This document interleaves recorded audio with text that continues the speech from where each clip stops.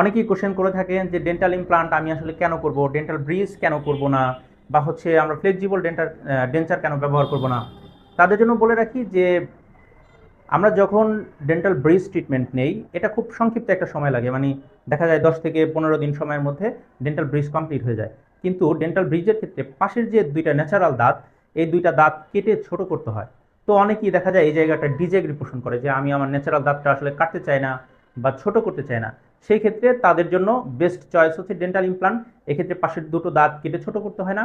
এবং সবচাইতে বড় ব্যাপার হচ্ছে আমাদের যে ন্যাচারাল দাঁত, আমরা খাবার খেতে গেলে যে ফুড এনজয়টা করি, অর্থাৎ কামড় যখন দিই একটা খাবারে, তখন আমাদের ব্রেইনের যে সেন্টার, ওই সেন্টারে আমরা মাস্টিকেশনের জন্য যে ফুড এনজয়ের যে ব্যাপারটা, এটা গিয়ে আমরা টের পাই।